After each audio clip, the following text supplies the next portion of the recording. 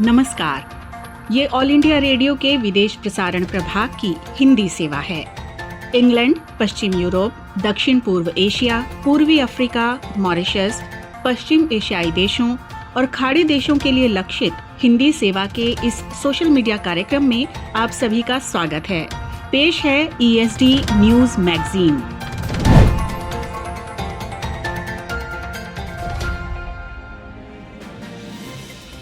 ये all India radio की हिंदी सेवा है।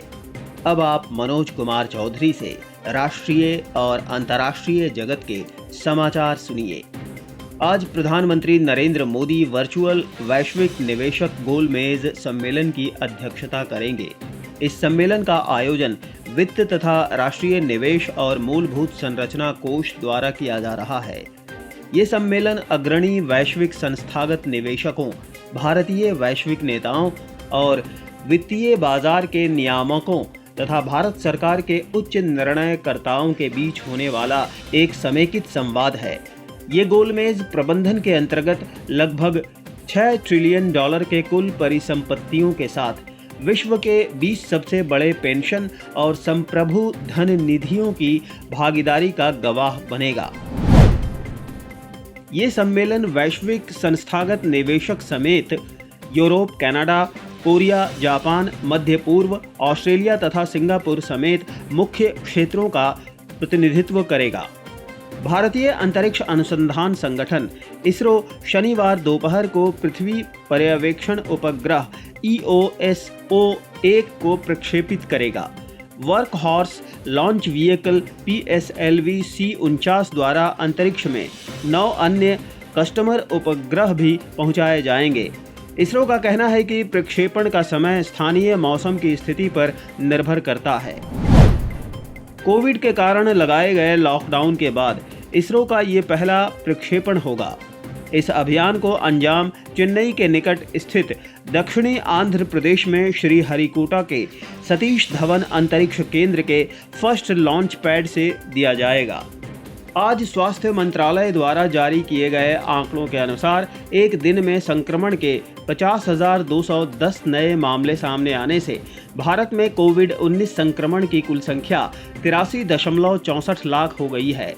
वहीं अब तक संक्रमण से उबरने वालों की संख्या 77,11,809 हो जाने से राष्ट्र में संक्रमण से मुक्त होने की दर 92.20% हो गई है। बृहस्पतिवार की सुबह राष्ट्रीय राजधानी और इसके उपनगरों पर धुंध की एक चादर छाई रही। पराली जलने, हवा की गति और तापमान में आई गिरावट के कारण हवा की गुणवत्ता वर्ष भर के सबसे खराब स्तर की रही। अमेरिका में राष्ट्रपति पद के डेमोक्रेटिक उम्मीदवार जो बाइडेन को पूर्व राष्ट्रपति बराक ओबामा के रिकॉर्ड को तोड़ते हुए अमेरिका के इतिहास में किसी अन्य राष्ट्रपति उम्मीदवार से अधिक वोट प्राप्त हुए हैं। वहीं अमेरिका में राष्ट्रपति चुनाव की मतगणना जारी है। इस बार के चुनाव में लगभग 67% मतदान हुआ, जो इस सदी में सर्वाधिक है। देश भर में मतदान शांतिपूर्ण रहा और मतदान केंद्रों के बाहर बड़ी संख्या में मतदाता एकत्र हुए। परिणाम की घोषणा के बाद हिंसा की आशंकाओं के मद्देनजर व्हाइट हाउस, सरकारी भवनों और मुख्य बाजारों की सुरक्षा मजबूत कर दी गई है। मतगणना के शुरुआती संकेतों के अनुसार Biden Arizona, Minnesota, new Hampshire में आगे चल रहे हैं, जबकि Trump Georgia, Florida, Pennsylvania, Wisconsin और टेक्सास में आगे चल रहे हैं। उधर परिणाम आने से पहले ही राष्ट्रपति ट्रंप ने अपनी जीत की घोषणा की है। एक संवाददाता सम्मेलन में उन्होंने कहा कि अब तक मिले परिणाम उत्साहवर्धक हैं और उनके समर्थकों को एक बड़े जश्न की तैयारी करनी चाहिए।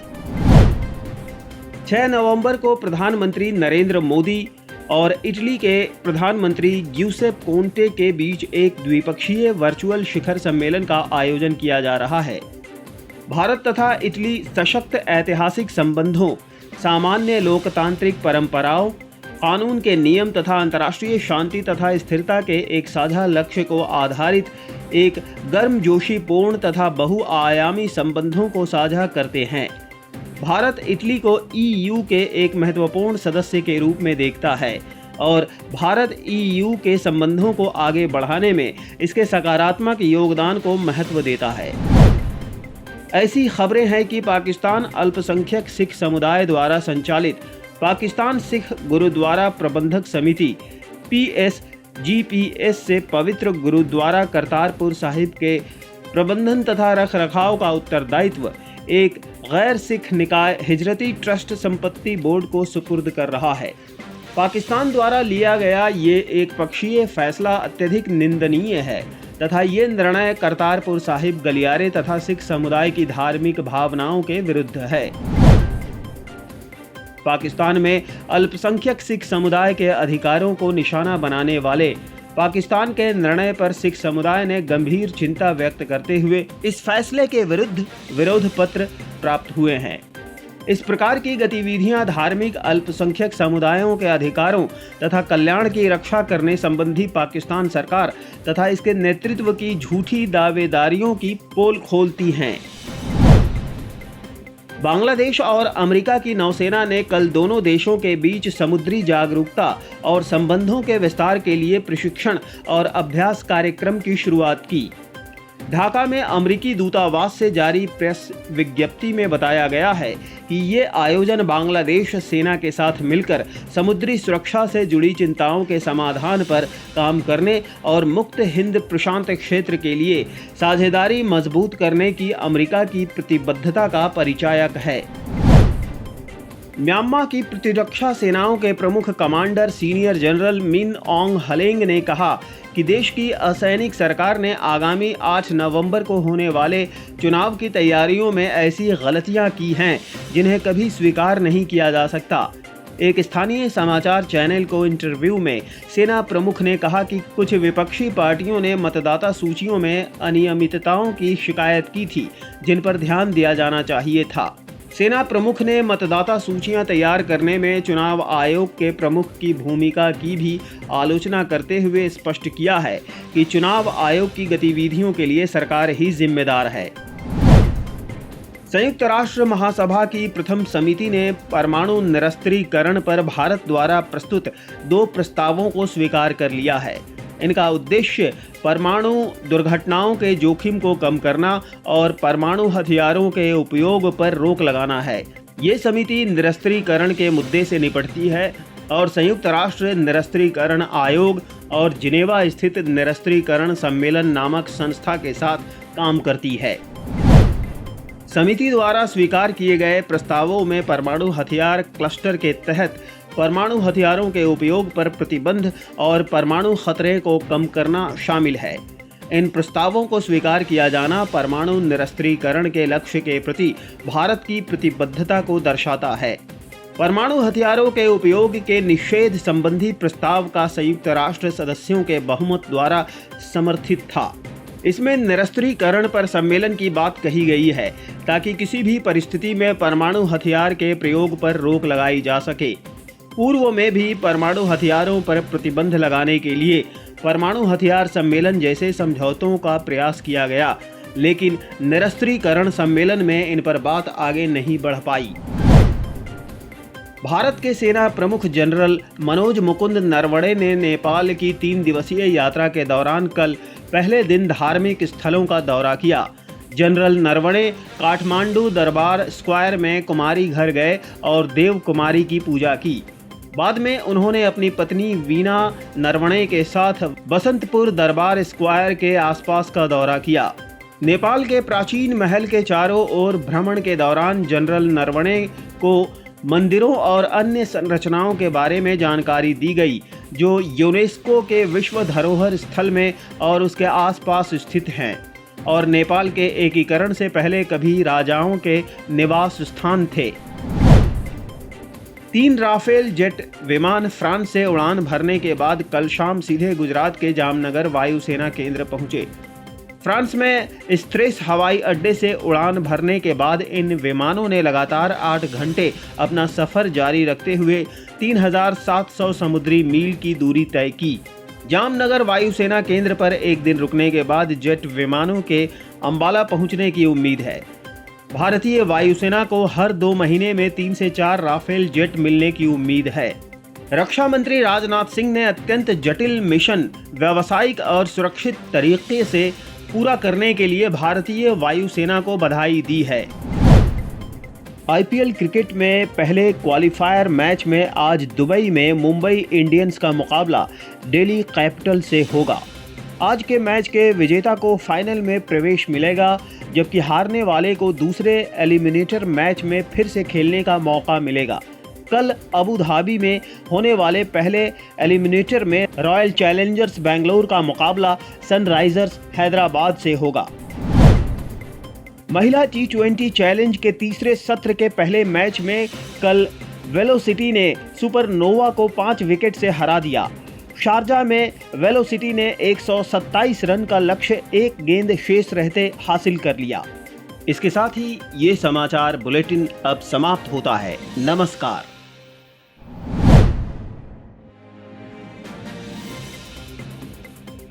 ऑल इंडिया रेडियो की ये हिंदी सेवा है। लीजिए अब सुनिए समाचार पत्रों से। राजधानी से प्रकाशित हिंदी समाचार पत्रों ने विभिन्न विषयों को अपने संपादकीय लेखों में जगह दी है। नवभारत टाइम्स का शीर्षक है आईएमएफ की सलाह। अपने संपादकीय में पत्र कहता है कि आईएमएफ ने G20 देशों को आगाह किया है कि कोरोना वायरस का संकट अभी खत्म नहीं हुआ है, लिहाजा सरकारों को अपनी तरफ से किए जा रहे खर्चों में कमी लाने की बजाय उन्हें और बढ़ाकर लोगों का रोजगार बचाने की फिक्र करनी चाहिए। आईएमएफ के वरिष्ठ अधिकारियों की ओर से ये सामयिक सलाह सोमवार को प्रकाशित एक ब्लॉग में आई थी, जिसका शीर्षक था संकट समाप्त नहीं हुआ है, इसलिए समझदारी से खर्च करना जारी रखें। ये सलाह एक ऐसे समय आई है जब G20 देशों के शिखर सम्मेलन की तैयारियां चल रही हैं। ये सम्मेलन 21 और 22 नवंबर को सऊदी अरब की राजधानी रियाद में होने वाला है। G20 आज की तारीख में सही मायनों में पूरी दुनिया की नुमाइंदगी करने वाला सबसे ताकतवर और वैश्विक आर्थिक मंच है। 19 देशों और यूरोपीय यूनियन की सदस्यता वाले इस ग्रुप के देश संसार की 2/3 आबादी, 80% व्यापार और 90% GDP को कवर कर लेते हैं।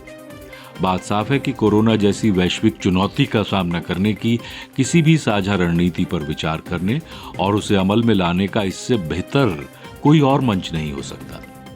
महामारी और खासकर उससे उपजी आर्थिक चुनौतियों का सामना करने का जो मिला जुला प्रयास अभी तक दिखा है, उसमें भी G20 की भूमिका अहम रही है। आईएमएफ के इस ब्लॉग में ये बात रेखांकित कर दी गई है कि G20 देशों की अभूतपूर्व और त्वरित कार्रवाई ने संकट को और गहरा होने से रोका। इस संकट से निपटने की कोशिशों में वो अब तक 11 लाख करोड़ डॉलर झोंक चुके हैं। स्वाभाविक है इन देशों को भी अब अपने संसाधन कम पड़ते लग रहे हैं। वित्तीय घाटे को एक सीमा से आगे न जाने देने का दबाव सरकारों के हाथ बांध रहा है। लेकिन दूसरी तरफ कोरोना वायरस अब तक काबू में आने का कोई संकेत नहीं दे रहा। जिन देशों में हर रोज आने वाले नए केसों की संख्या काफी कम हो गई थी, वहां भी इसकी दूसरी लहर आने की खबर है।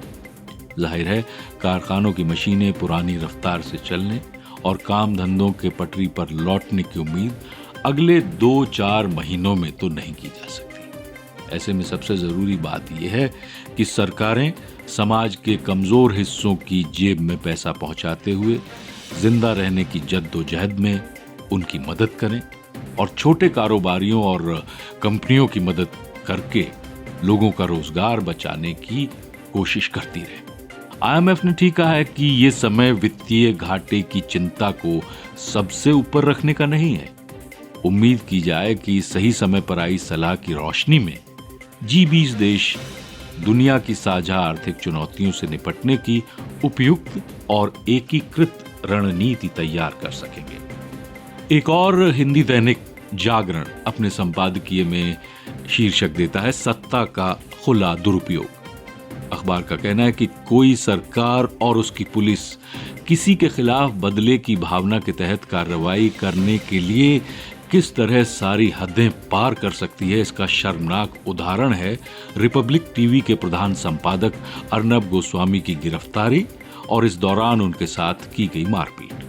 क्योंकि महाराष्ट्र सरकार और पुलिस उन्हें ये सबक सिखाने पर आमादा थी, इसलिए एक पुराने मामले को नए सिरे से जांच के लिए खोला गया और फिर उन्हें एक अपराधी की तरह गिरफ्तार कर लिया गया। इस पुलिसिया कार्रवाई ने यही बताया कि सत्ता में बैठे लोग अगर किसी के पीछे पड़ जाएं, तो पुलिस भी उनकी निजी सेना की तरह काम करना पसंद करती है। ये किसी से छिपा नहीं कि महाराष्ट्र सरकार और मुंबई पुलिस एक अरसे से अर्नब गोस्वामी से खुन्नस खाए हैं।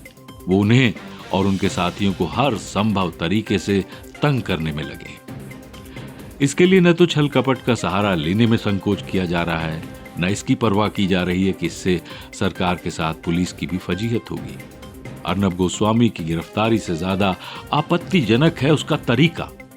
ये मानने के अच्छे भले कारण हैं कि जब कथित टीआरपी घोटाले से सरकार और पुलिस को मनमानी करने में मुश्किल हुई, तो फिर बंद किए जा चुके एक पुराने मामले का सहारा लिया गया। अर्नब गोस्वामी जिस तरह की टेलीविजन पत्रकारिता करते हैं, वो कुछ लोगों को पसंद नहीं आती। दरअसल उनकी पत्रकारिता की शैली से तमाम लोगों की असहमति हो सकती है और बहुतों की है भी। लेकिन क्या इस वजह से किसी सरकार को उन्हें प्रताड़ित करने का अधिकार मिल जाता है? यदि यही लोकतंत्र है तो फांसीवाद क्या है? इस सवाल का जवाब राष्ट्रवादी कांग्रेस पार्टी ने से ही कांग्रेस को तो देना ही चाहिए, जो महाराष्ट्र की सत्ता में साझीदार है और आए दिन कहती है कि देश में इमरजेंसी की सी हालत है, बोलने की आजादी खतरे में पड़ गई है। महाराष्ट्र में सत्ता का नग्न दुरुपयोग तो आपातकाल की याद दिलाता है। ये देखना दयनीय ही नहीं, लज्जाजनक भी है कि अर्नब गोस्वामी की गिरफ्तारी पर वामपंथियों, कथित उदारवादियों और अभिव्यक्ति की स्वतंत्रता का झंडा उठाए लोग या तो चुप्पी साध गए या किंतु परंतु की आड़ में उसे जायज ठहरा रहे हैं। ये सब वही लोग हैं जो अपने किसी साथी के खिलाफ एक रिपोर्ट भी दर्ज हो जाने पर आसमान सर पर उठा लेते हैं, लेकिन अब ऐसा व्यवहार कर रहे हैं जैसे कुछ हुआ ही ना हो। समय ऐसे छद्म तत्वों की तटस्थता का अपराध लिखे या नहीं, उनके मौन की अनदेखी नहीं की जा सकती। अभी आप सुन रहे थे समाचार पत्रों से। आप सुन रहे हैं ऑल इंडिया रेडियो की हिंदी सेवा। ऑल इंडिया रेडियो की ये हिंदी सेवा है। सामयिक वार्ता में आज आलेख है जी श्रीनिवासन का। विषय है कोविड महाप्रकोप के बाद विश्व शक्ति बनकर उभरता भारत। स्वर मुनीश शर्मा का है। हाल के हफ्तों में कई ऐसे उत्साहवर्धक आर्थिक चिन्ह नजर आए हैं जो ये बताते हैं कि मार्च 2020 में कोरोना के कारण लगे लॉकडाउन के बाद अब धीरे धीरे खुले लॉकडाउन के परिदृश्य में भारतीय अर्थव्यवस्था तेजी से बहाली के रास्ते पर है। त्योहारों का मौसम चल रहा है और अर्थव्यवस्था के प्रमुख क्षेत्रों में सरगर्मी बढ़ी है, जिसके चलते वस्तु और सेवा कर की सरकार को अच्छी खासी राशि मिलने लगी है। अक्टूबर के ही महीने को देखें तो सरकार को वस्तु और सेवा कर यानी जीएसटी से 1.5 लाख करोड़ रुपए की कमाई हो चुकी है। मार्च में संक्रमण फैलने के कारण लंबी अवधि तक लॉकडाउन रहा, लेकिन उससे पहले फरवरी से देखें तो अब तक ये जीएसटी की सबसे बड़ी उगाही है। यहां ये गौरतलब है कि सितंबर में वस्तु और सेवा कर जीएसटी की राशि 4% बढ़ी, जबकि अक्टूबर में ये सीधे 10.25% बढ़ती दिखाई दी। मार्च से लगातार जीएसटी की उगाही में कमी रही और फिर अभी पिछले 2 महीने से इसमें वृद्धि ये बता रही है कि अर्थव्यवस्था धीरे धीरे लेकिन निश्चित तौर पर सुधार की दिशा में है। अक्टूबर में जीएसटी की बढ़ी हुई राशि परिणाम है सितंबर में निर्यात बढ़ने का और उत्पादन क्षेत्र में क्रय प्रबंधन सूचकांक में भी उछाल का।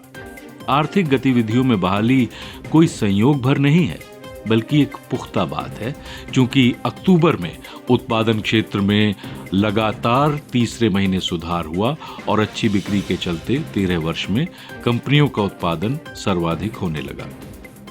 भारतीय उत्पादकों का क्रय प्रबंधन सूचकांक सितंबर में 56.8 था, जो अक्टूबर में 58.9% हो गया, जो बताता है कि एक दशक से अधिक के समय में रोजगारोन्मुख क्षेत्र में भी जबरदस्त सुधार है। लगातार 32 माह से ये सूचकांक बढ़ रहा था, लेकिन अप्रैल में संकुचित हो गया था। क्रय प्रबंधन सूचकांक की भाषा में अगर हम देखें तो 50 अंक से ऊपर का मतलब होता है विस्तार, और इससे कम अंक संकुचन को दर्शाते हैं। इसके सर्वेक्षणकर्ता ये बताते हैं कि अक्टूबर में ये सूचकांक ऐतिहासिक रूप से ऊपर रहा, यानी कोविड-19 के कारण पैदा हुई संकुचन की स्थिति सुधरी और भारतीय उत्पादकों को नए ऑर्डर मिलने लगे और उत्पादन बढ़ने से ऐसा संभव हुआ। उत्पादकों से मिले संकेत हमें बता रहे हैं कि कोविड-19 की वजह से लगे प्रतिबंधों में ढील मिलने से बाजार की स्थिति सुधरी है, मांग बढ़ी और अक्टूबर में कारोबार भी बढ़ गया। बड़ी फर्मों ने उत्पादन बढ़ाया। देश के सबसे बड़े ऑटो निर्माताओं ने अक्टूबर में रिकॉर्ड बिक्री की, जिससे जीएसटी की उगाही बढ़ी और राज्यों को भी फायदा मिला, जबकि पिछले महीनों में सरकारों को होने वाली ये आमदनी खटाई में पड़ी दिखाई देती थी।